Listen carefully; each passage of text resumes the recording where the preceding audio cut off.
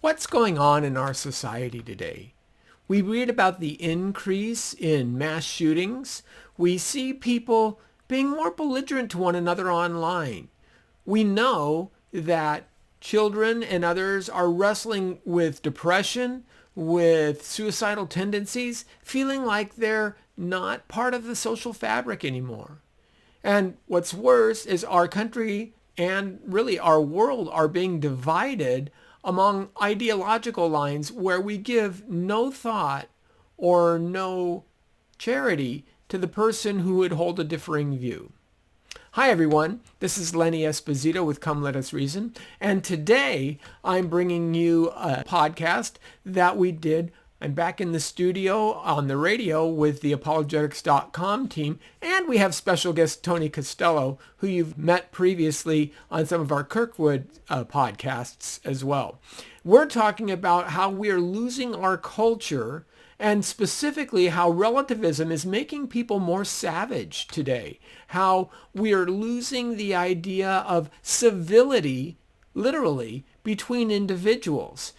It's a deep, deep problem, as I'm sure that you know already. So get ready for this wonderful discussion, and I hope it inspires you. Also, if you're interested in more of these types of items that aren't available to the general public, consider becoming a defender for Come Reason Ministries. These videos, of course, take time and finances in order to produce and to keep free. And we offer our monthly supporters special access to videos not on the channel, to free materials and updates that you would otherwise not receive. Check out the link on the screen or go to comereason.org/defenders and find out more there. Okay, with no further ado, I bring you Losing the Culture, How Relativism Has Made People More Savage.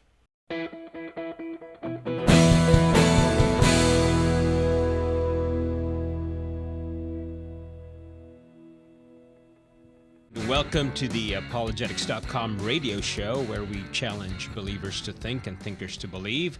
I'm Harry Edwards, your host for the evening.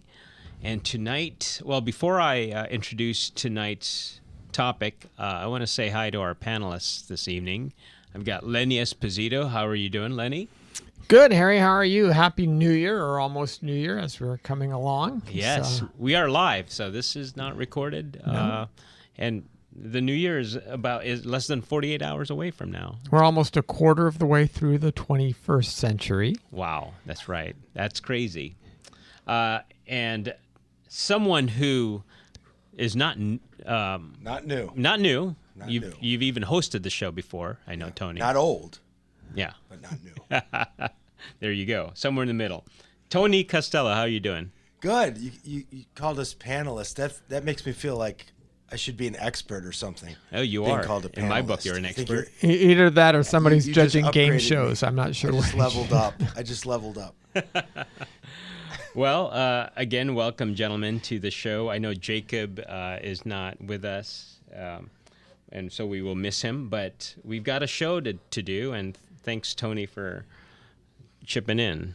It's late, but I'm here. Yeah, you're here. All right. I never know if it's late or it's early. Well, before we get to the topic, just how's everything going at, let's start with you, Lenny, at Come Reason. How's everything? Doing well. Busy. I'll be in New Orleans next week at the New Orleans Baptist Theological Seminary at their Defend the Faith conference. So that's going to be fun. And then our Dare to Defend conference happens in Corona, March 1st and 2nd. So that should be great. Neil Shenvy's coming out. Nice. Fuzz Rana, Ken Samples. Greg Gansel's going to talk about beauty. Good old Double G. Yeah. That's awesome. We're basically talking about how we're losing our humanity as a culture. So you're going to speak at that one too, right? Yeah, I'll be there as well. And so tickets are on sale now. You That's can great. go to comereason.org and find those. Do we get a discount, me and Tony? Absolutely. Early bird pricing, actually. But free. All right. Yeah. And Tony, how are things at the Kirkwood Center? Yeah, so... and tell our listeners what that's all about, because we're all part of that, You actually. you certainly are, and Lenny's actually done most of the work. Yeah, I wouldn't say that. So the Kirkwood Center for Theology and Ethics, we launched it in June of last year, and we are trying to connect the seminary, the academy, and the church, and continue to provide the church with more and more resources to help it articulate and defend the Christian faith, especially in a time of cultural turmoil. Although maybe it's always a time of cultural turmoil. So our goal is just connect where the theological, philosophical, apologetic scholarship is with the local church, so that pastors can have the best resources available. We live in Southern California, and there are earthquake codes, and many of the older buildings, churches included, were built before these codes took place. So a lot of times what they have to do is they have to go back in and they have to add like straps between the building and the foundation. That's kind of what we're doing. We're the strap to hook between the rock, the solid rock, and then the church building Put itself. that in the mission statement. There you go. I like that. That's great. So we have the Kirkwood Center podcast for theology and ethics that we try and put out weekly, and got a big one coming up in January, actually, with a lot of some of the Discovery Institute guys about a recent debate that took place at Harvard between Lee Cronin and James Tour. So let them know the site. Like, where can they access all these great resources? TheKirkwoodCenter.org is the website, and then you can find our podcast, the Kirkwood Center Podcast for Theology and Ethics, on our YouTube channel, Kirkwood Center. All right, great. Well, tonight we are discussing, here's the title of the show tonight, The Ramifications of Adopting a Relativistic Concept of Truth. So if you've been living or hiding under a rock lately, you might have missed what's been going on in the last couple of months, and I'm referring to the tragic attack by Hamas on Israel on October 7th, in which thousands were killed, including grandmothers, babies, and many were taken hostage. One would think that the world would be unanimous in condemning the attacks, but it didn't take long before many started saying that it was Hamas and the Palestinians who were the victims and not the terrorists in this case. So I'm trying to connect it here, so hang on. Then anti-Semitism became the major topic in the days that followed. Sadly, many of the leaders of our elite institutions of higher learning chose to remain silent, choosing not to condemn the violence against Israel, instead rationalizing anti-Semitic behavior as contextual. So here, some of the presidents of these elite institutions of higher learning were brought before Congress, and there's this conversation or this line of questioning by Elise Stefanik, who is a U.S. representative from New York and a committee member of the Education and Labor Department here. And she point blank asked Dr. Claudine Gay, does calling for the genocide of Jews violate Harvard's rules of bullying and harassment? Yes or no? And her response was, it can be, depending on the context. So those are the famous words from her. That's her response. It can be, depending on the context. So Stefanik was quick to ask a follow-up question, like, what's the context? And of course, at that point, all she can do is obfuscate, but she said something like targeted at an individual, which doesn't really make a lot of sense. It's obvious, of course. So Stefanik was quick to say, it's targeted at Jewish students, targeted at Jewish student individuals. So and after that, I think it was just awkward silence from Dr. Gay. When I was actually watching that, I mean, I wasn't really intending to watch it. I wasn't looking for it, but it just happened to be on my feed. And then I heard that response, and I'm thinking, oh my goodness, I thought relativism was kind of dead in higher education, and I thought it was the Christians or the churches that are still sort of adopting that, but apparently it's alive and well. So I'm going to ask you guys, what are some of the ramifications of adopting a relativistic concept of truth here? So she couldn't say yes or no to that. It's kind of like spongy, you know. Can't really pin it. It's neither right, neither wrong. it's a weird kind of response. It depends on the context. Well, what it means, the idea of relativism is it's relative to what? I mean, there's no, again, what we're dealing with here when I think we're dealing in, well, probably most of the institutions of higher learning in our country these days, but it's certainly these major, East Coast schools that have for so long have for so long rejected anything like a classical system of education, any kind of pursuit of truth that is grounded in a transcendent notion of reality, a transcendent, certainly like God would be the primary example of that.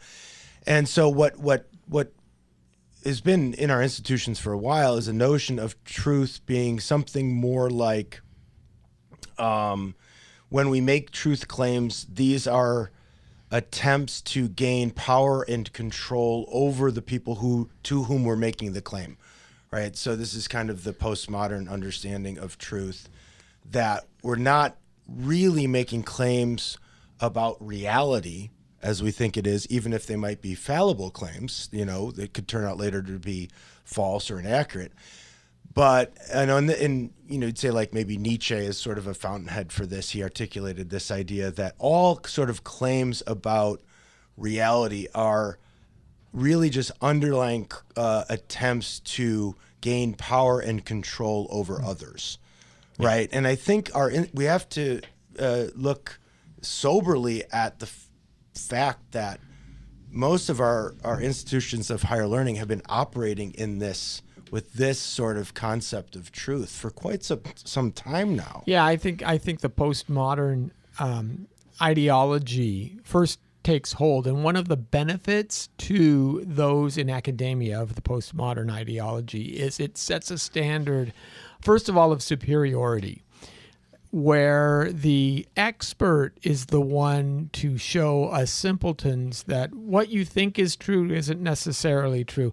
It reminds me very much of like if you ever watch one of these shows on National Geographic Channel or something like that, where you have the sociologist who goes and lives with the Aboriginal people of South America or whomever, and he'll say how you may think that these people live in barren conditions and your Western way of life is so much better, but look, they have a zero carbon footprint and they don't leave any litter behind. They consume everything, right? And so they say this with an erudite error, such as, I have unique insights that you peons don't.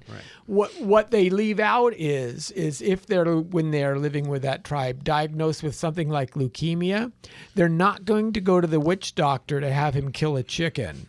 They're going to get themselves to the closest Western hospital to get proper treatment. Right. With the snake bite, with the gangrene infection. They're going to make sure that they don't lose that leg. They're going to run to a Western center. So it's this idea, but the postmodern point of view now allows the academic to say, you don't understand. You're a victim of your own story, and it's your internal biases that are clouding you, whereas I can help you see through that. There's got to be a word for what you just described right there. But yeah, you're right. But when the cameras are off, you see the doctor sociologist go into his Humvee to stay at a 3-star hotel 5 miles down the road, right? Yeah. Because there's an assumption there that one culture in discovering or in pursuing a certain path towards truth has actually discovered things about the way reality is and been able then to build certain technologies or have certain advancements. Right. And that's actually one of the sort of the grounding facts behind relativism, meaning you see how things change, or we didn't know this before and we were wrong, and so there might be other things we're wrong about. So and you might have relativism about truth, but there are different types of truths. There are metaphysical truths, and then there are moral truths. And I think what we're really dealing with here is, because there's been this claim that there are no sort of deeper truths or metaphysical truths. Therefore, morality becomes relative to who? And we, living in the DEI culture of diversity, equity, inclusion, we say, well, if you're going to say that all truths are, or all morality is just relative to the cultures that produce or create moral standards and norms, and there are no moral standards or norms that are universal to all cultures or across time, because there's no such thing as a fixed human nature, right? Then who's to say which culture has the right, the better, the correct morality or not? So when you get a bunch of students protesting in favor of a barbaric slaughter of innocent people, how do you make the judgment that what their protest is wrong or deficient or unrighteous? Right. Who's to say, right? So you get yourself into this trap. And then when we see presidents of universities like Dr. Gay say something like, even if when she was asked, do you believe in the right to Israel to exist? And she said, yes, I firmly believe that Israel has the right to exist. One wonders, though, does she actually believe that, or is that just something she's saying expediently, because she feels in the moment that's what you do in order to get by. So it's hard to know. I'm not going to say she doesn't believe that Israel shouldn't exist, but it's hard to know if you're working under this framework of relativism. Well, we know that she holds to absolutes and certain values because of her actions as president. So for example, she's right now, she had undergone a radical renaming campaign across Harvard to purge the Harvard buildings and places of names of those who were deemed morally deficient in previous eras, such as Winthrop House. Now, anybody who knows anything about Harvard, John Winthrop was the person who's responsible for the founding of Massachusetts, right? And his grandson, I believe, started Harvard, was one of its presidents. And so the Winthrop name is really deeply embedded in the history of Harvard, but she is, again, pulling that out because why? He was... Let me guess. White male. White male, exactly. Yes. In 2020, Harvard revoked Kyle Kashuv's acceptance to the institution because as a 16-year-old, he made comments on social media that were, 16-year-old boys. Right. And he had apologized for him. She disinvited feminist philosopher Devin Buckley from an English department colloquium on campus over her views on gender and trans issues. We've seen this over and over again. This is why the FIRE organization, which is the Foundation for Individual Rights, it used to be in education. I think it's an environment. This last year, they've rated Harvard, first time any college institution got a 0 score in terms of freedom of speech. It's staggering. And President Gay is leading this charge. Yes, yes. And the other two presidents there's were much better. No. This goes back quite a ways. But my point is, to say that there are no absolutes is disingenuous because she absolutely believes that white supremacy is wrong. Wrong, right. So she's making a moral claim based on absolutes.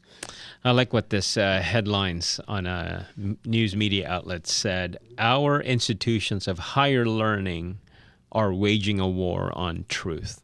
I think they're spot on that. Yeah, well, and that, this goes back to, like what was Marx's maxim where he said, up until now, and Marx is in the mid-19th century, philosophers have only sought to describe the world, but the philosopher's true job is to change the world. And I think, I don't know if what was one that Jonathan Haidt or one of these guys have talked about the difference between a justice-based university and a truth-based or truth-seeking universities.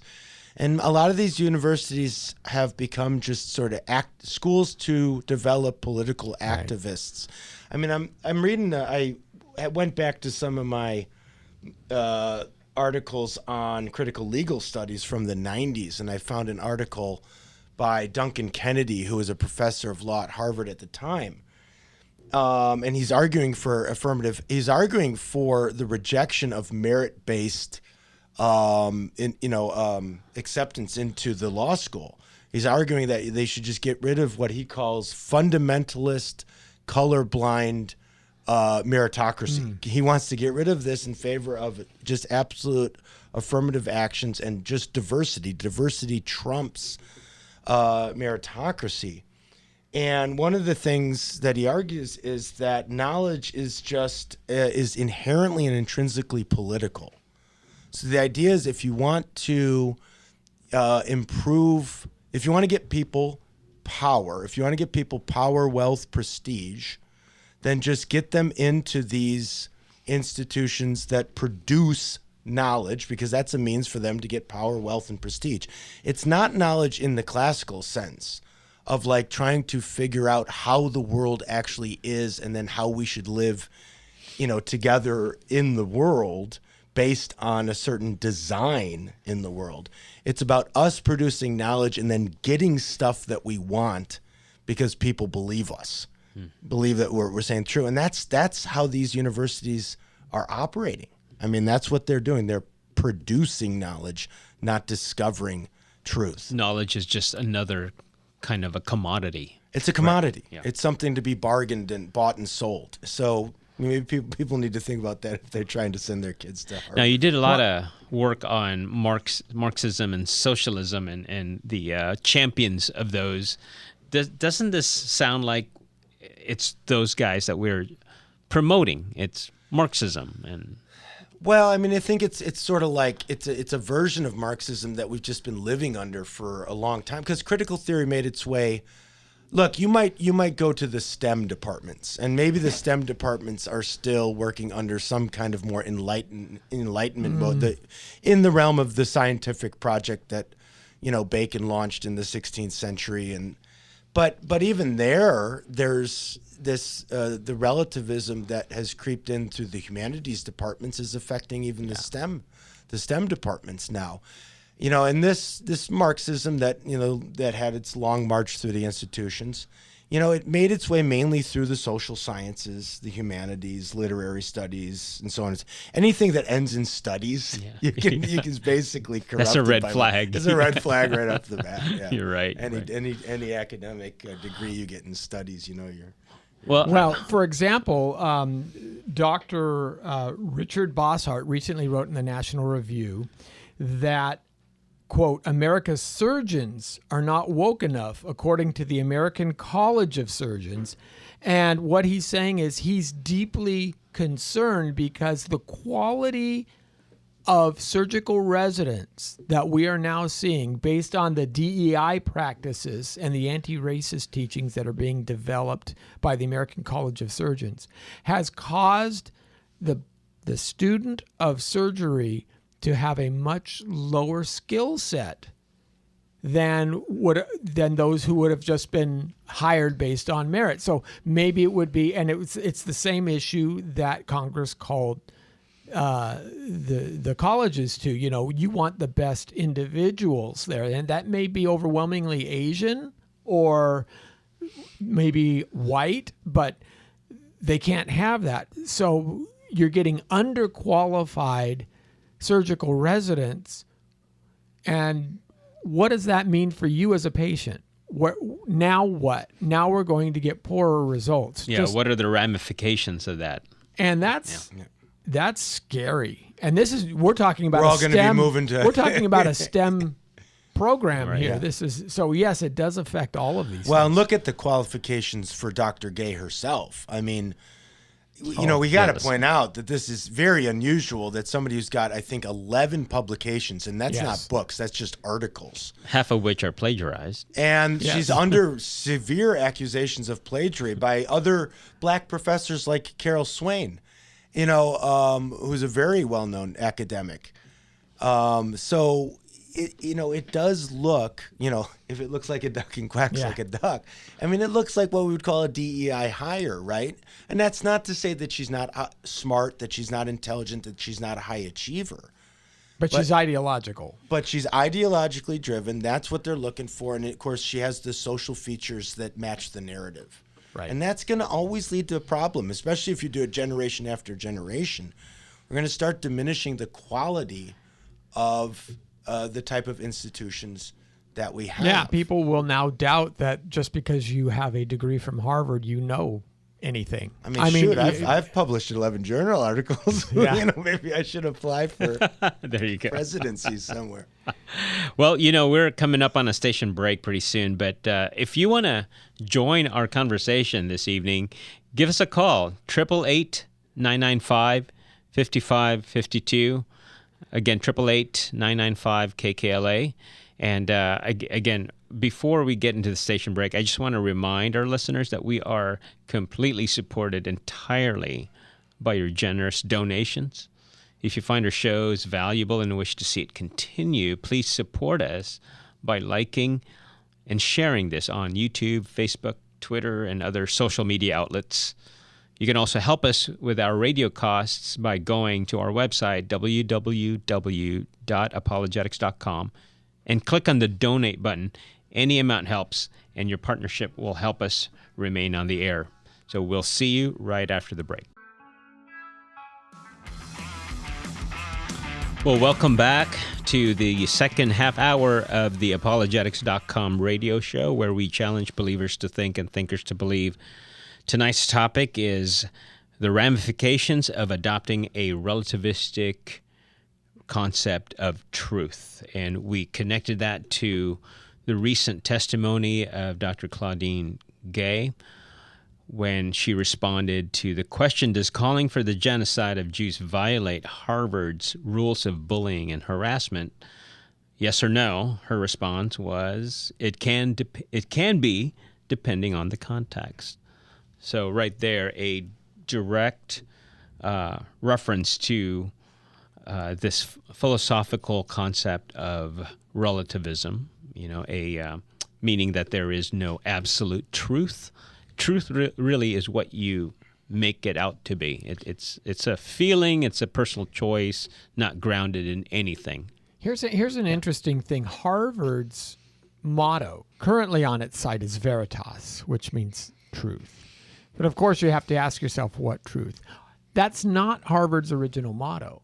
Harvard's original motto was Veritas Christo et Ecclesia, which is the truth found in Christ and the church. Mm-hmm. And the Harvard logo, the seal, had 3 books on it, Veritas, showing that study of knowledge can lead to truth. But the bottom book was actually flipped upside down, saying that there's a limit to man's knowledge. This comes from the Harvard graduate Christian community.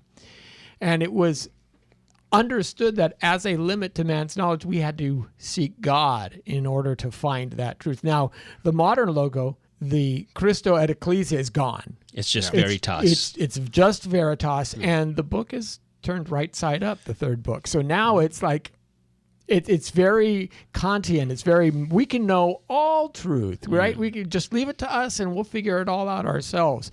And that's where the problems start. Well, I didn't know that. I wouldn't Thanks for say sharing that. that. I wouldn't say that about Kant, but I would say that if you flip the book upside down because you think that you are the source of truth, that you produce truth from the sheer act of your will. Yeah.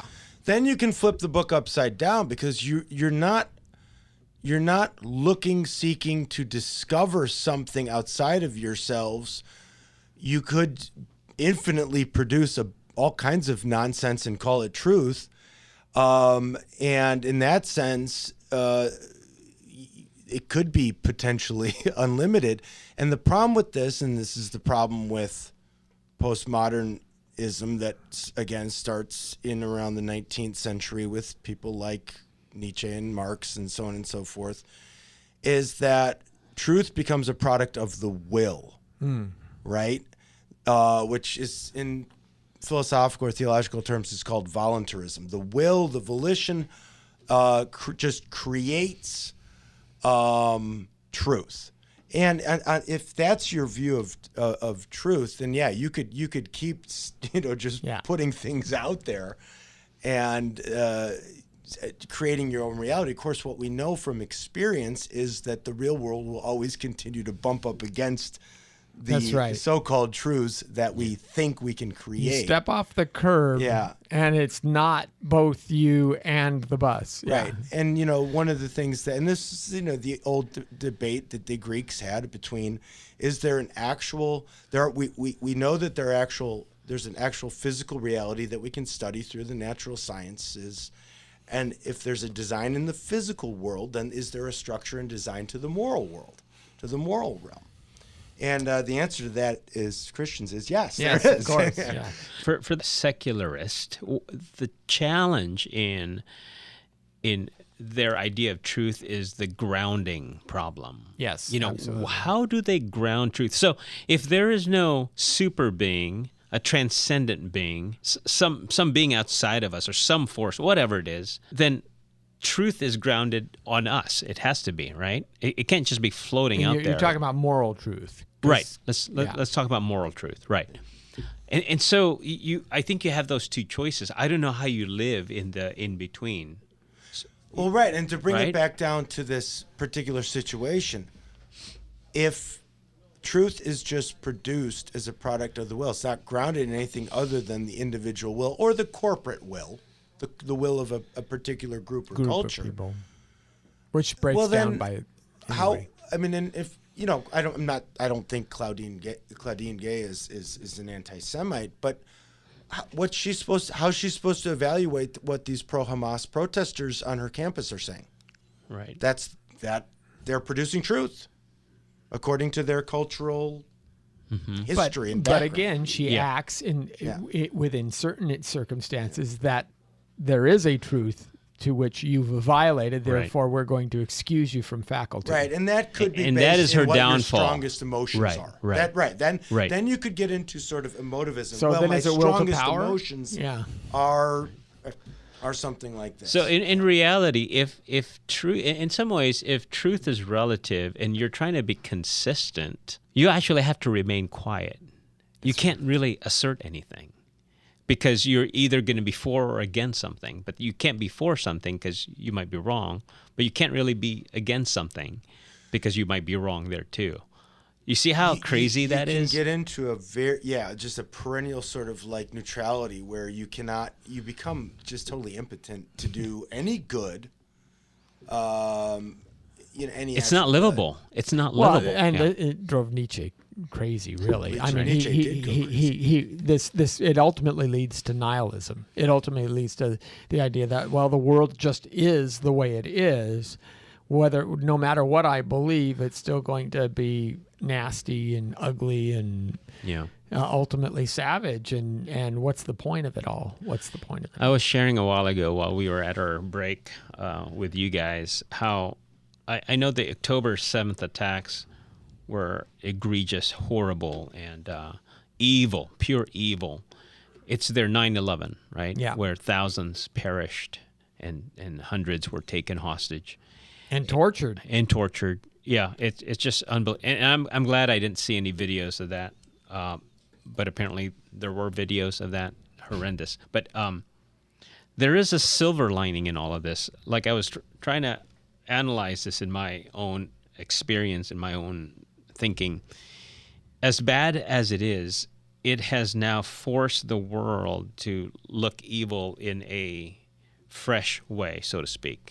Like 9/11, maybe a lot were confused, and America changed forever after 9/11. And we've been confused, and things have been getting worse, but we haven't been willing to look evil in the eye and say that's evil. But now we're forced to do that. And so I think the kind of like the taking sides, people are definitely polarized, and you see the craziness on the other side. And I'm okay using that word, right? I mean, we know evil is evil. I think we side on that for sure. But now on the other pole, they don't see it as evil, and you know that's evil. Well, you would think people would recognize that the wanton destruction of human life, especially the most innocent, defenseless of human life, babies, children, women, Grandmothers, would you be able to immediately recognize that as an extreme or radical evil? Unfortunately, I think the problem is so deep right now in our culture that. There's a couple things. One, I think Pope John Paul II, when he was still alive and obviously still Pope, called our culture, the Western culture of death, and he was talking in the context of life issues, abortion, euthanasia, and so on and so forth. Mm-hmm. But, we're becoming more and more comfortable with just, killing children, with, maybe pushing for the assisted killing of people we deem no longer useful to the society, and so on and so forth. So one wonders there how close we are to our own barbarity. Yeah. Right? We just cloak it in medical garb. We cloak it in medical garb. We do lethal injections and everything. And we don't see the baby when it's scalded to death or its skull is crushed in the womb. But the other thing too, going back to Marx, is we're very simplistic in our analysis of what we think. There is something that now people as far as a grounding for right and wrong, and it's very simplistic and it's very shallow. And it is whoever seems to have the greater amount of economic, political, or military might is automatically considered guilty and culpable. And whoever has the lesser amount of the same things is automatically considered innocent or morally good, right? That's the oppressor oppressed, or what one sociologist from MIT, Paul Hollander, called the cult of the victim. Yeah. The victim, you're enthralled with those who have less material power, and they are somehow just immediately perceived as almost like morally pristine, right? So if Israel is the stronger state, the more successful state, the more successful and prosperous nation, they must be the guilty ones. Right. What's fascinating about that ideology is that is actually only comes out of a Christian society. In other words, it's a uniquely Christian heresy. It's because prior to Christianity, it was always understood that those who were the victors, those who were the mightier, were considered better, right? It was Rome and the barbarians. It's not the infidels who you cheer. So it's literally when Christianity highlighted the everyman. I mean, the Romans couldn't figure this out. They would say, you're the religion of women and slaves, and that was like one of the worst derogatory things that you could say about people. You're the religion of the underdogs. But Christianity held, no, all human beings have intrinsic worth, even the underdogs. You can't treat them as subservient or subhuman. Substandard. Yeah, substandard, subhuman. So what's happened, though, is people have taken this idea and used it now as a cudgel against Christians to say all people who are underdogs are therefore not only equal, but heck, all you need to do is get out of the way to let them flourish. And you are obviously in the way because you have more cards in your deck than they do. Right. Yeah, it's a very I mean, Thomas Sowell has written so many books, and he talks about this quite a lot about. He's the guy to read nowadays. This oversimplistic analysis of why there are disparities in culture. One, how the disparities even arise. But then two, and this is why I try and say it this way. The problem with Marxism, and this actually goes back to Rousseau, is they place the moral component not in the heart of the individual person, but in the relationship between two persons. So we would say like a boss and his employee. For Marx, that's immediately because there's a discrepancy in the relationship. The boss is guilty and the employee is always, the proletariat the employee is the better person, right? Mm-hmm. But as Christians, we would say, no, it's the quality of the person occupying those positions that matters. It's the moral character of the boss versus the moral character of the employee, or the moral character of the parent and the child, the moral character of the president and the people he's serving. It's not just in the relationship between the two. And this is because of Marx's extreme anti-hierarchical idea that everything has to be exactly the same if you're going to have a good society. You can't have any kind of discrepancies in society. And this is just it's an impossible way of living. First of all, it's never going to happen. Yeah. And second, it's just totally off the mark with regards to where morality actually lies, which is in the heart and soul of every individual man, woman, and child. Now, if I'm going to play devil's advocate, they might say, well, doesn't the Bible say that there is no difference between Jew and Greek, slaves or free or whatever? I mean, what? But it also says, if you lust after a woman, you have sinned.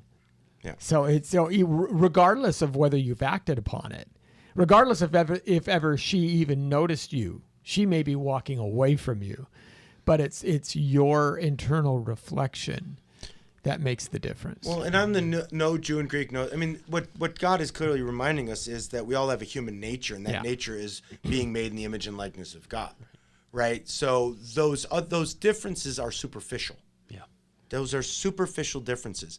Black, white, male. Well, male and female are not quite as superficial, but ethnic they're not. They don't make an intrinsic worth difference. They are superficial compared to the human nature that is in the image and likeness of God. Even male and female are superficial differences compared to that commonality.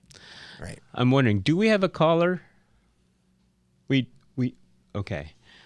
All right. Well, we're waiting for this caller, but there's this one commentator. I like what he said here, and I'm quoting: "The controversy surrounding gay are a symptom of how progressivism has poisoned higher education." So, to your point, a lot of what's going on is not based on merit anymore. It's really just based on representation. And even Carol Swain, who has a claim against gay for plagiarizing her work, says that, quote, I quote, this is Carol Swain, "Harvard can't condemn Miss Gay because she is the product of an elite system that holds minorities of high pedigree to a lower standard." End quote. Okay. So she's saying that, hey, Claudine Gay is a high-level person, but she's been pushed into something that she was not prepared for. All right, let me bring this caller in. This caller's calling from L.A., and he sees a different side of this topic. Caller, is your name Son? Sean. Sean, welcome to the show. Do you have a question or a comment? I have a comment and a question. Okay. As I said, that, I don't agree with a lot of things because I am a woman of God according to the scriptures and a woman of prayer. I don't understand how a lot of, here lately, there's been a lot of emphasis on, at first it was Ukraine, now Israel. And I'm not on anyone's side. I'm on God's side. I try to analyze things according to the scriptures. And I wanted to know why, if we're so concerned, like I listen to, I'm a part of you. You're a part of me because we're one of the same of the Lord. So no matter what, I try to judge things according to the scriptures and how the Lord is close.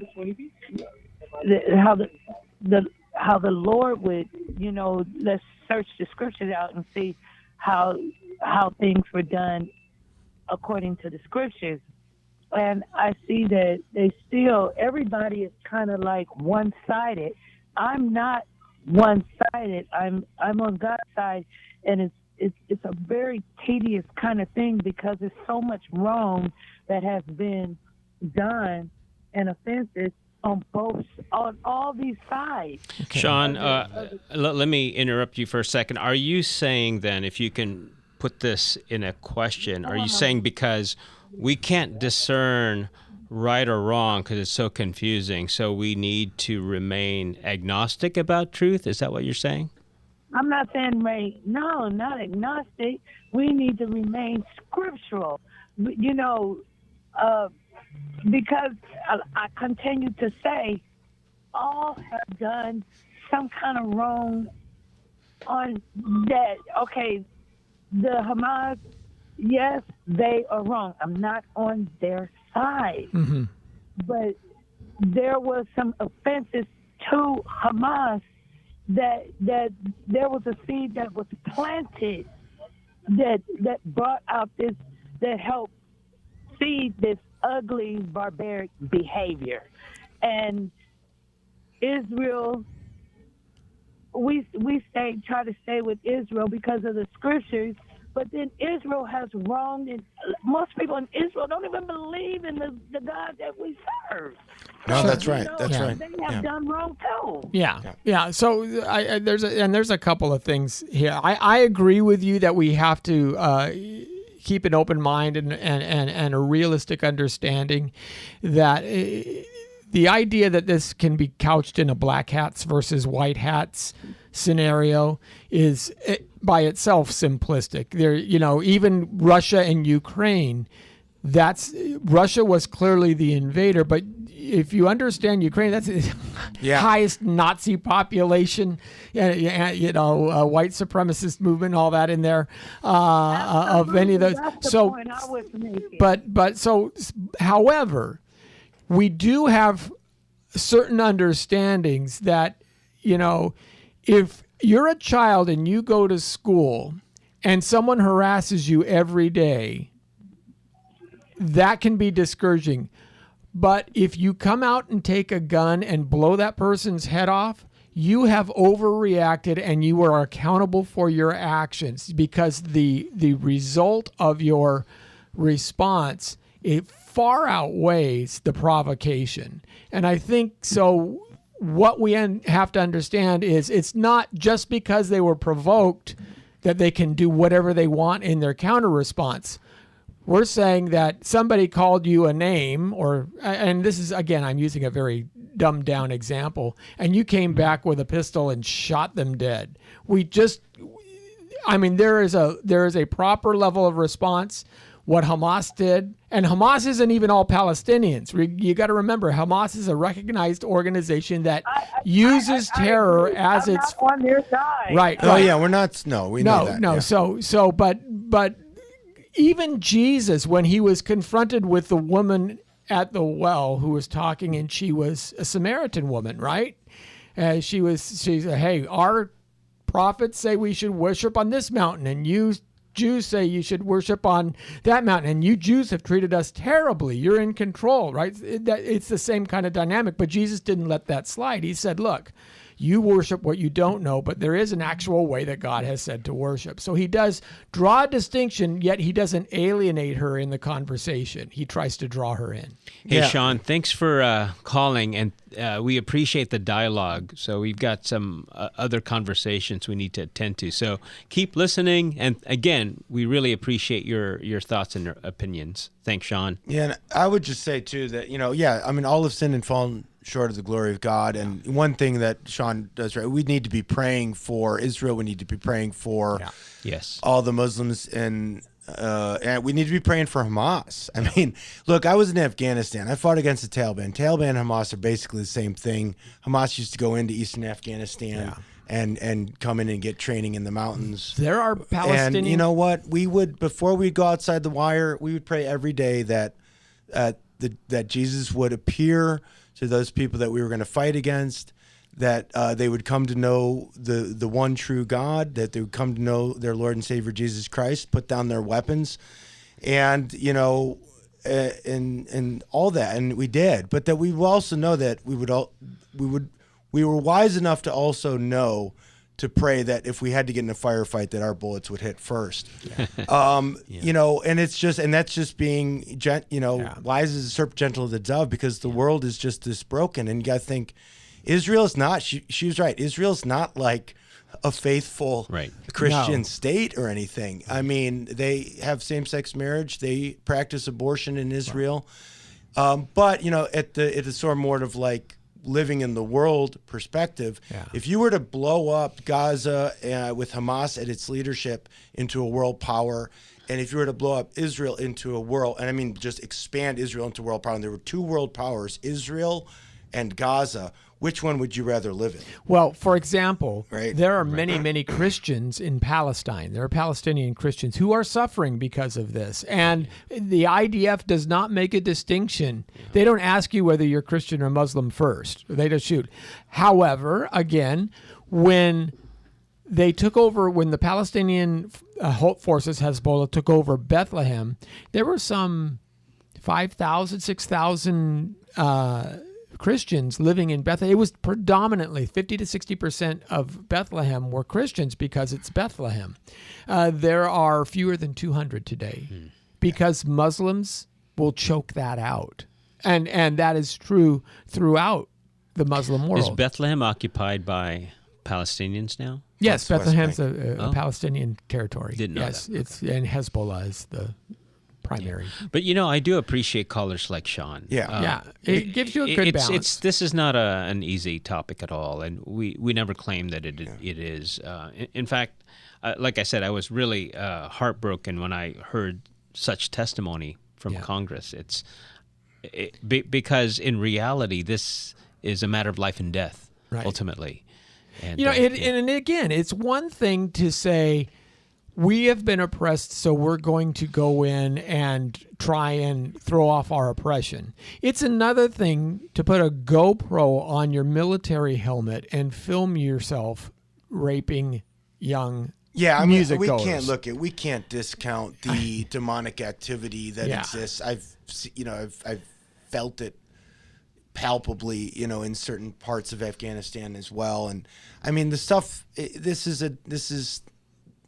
are demonically inspired acts. I mean, they're acts of absolute irrationality and barbaric cruelty. They have to be stopped. The only thing that stops these things, I'll tell you what, the only two forces that stop something like that are Jesus Christ or a bullet. I mean, it comes down to that. You meet true evil like this, either the person is going to have a conversion where they come to know the living God, they come to know Jesus Christ as their Lord and Savior, and that life changes, or they need to be stopped. It's just, I'm sorry. That's why Jesus said, I am the way, the truth, and the life. I believe that truth, capital T, is ultimately embodied. That's right. It's not abstract. That's a good point. Truth is not somewhere there floating. It's hard to grasp that. But And I think that's part of the problem. And this is what, to come back to these Palestinian protesters on Harvard and other campuses, is they have they just take an abstract view of these concepts, and they're championing the concept. They're not championing the reality that underlies it. It was fascinating. In Maryland, they had a Palestinian protest, and they had this filmed, and a LGBTQ guy comes in with his flag, and they came in and they ripped that flag out of his hand fast. They did not want to be associated with him in any way, shape, or form. They almost took him out. The police had to take him away because he thought, oh, these are my buddies, and no, they weren't. And I just want to, and because I know we're wrapping up soon. We need to fight against anti-Semitism in this country, Yes. and we also need to make sure that Muslims are not aggressed against and treated unfairly. Sure. I mean, I fought side by side with some unbelievable Muslim men in Afghanistan, and I loved them to death. And so there is this. But look, I don't know. We all need Jesus. I don't know what to say. Like, we need conversion in this country and everywhere. That's the way to end it, Tony. Yeah. Well, you've been listening to Apologetics.com radio, where we challenge believers to think and thinkers to believe. Our hope is that you've learned some aspect about the Christian worldview that strengthens your faith and make you want to learn more. So special thanks to my panelists this evening, Tony and Lenny, and to our behind-the-scenes sound engineer, and special thank you to you, our listeners. Until next time, and I guess the next time we hear from you or see you is next year. So have a happy new year, everyone.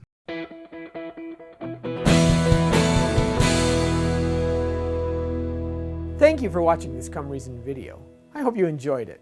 If you'd like to see more videos like these, consider subscribing to our Come Reason YouTube channel by clicking on the subscribe button. And you can follow us on social media.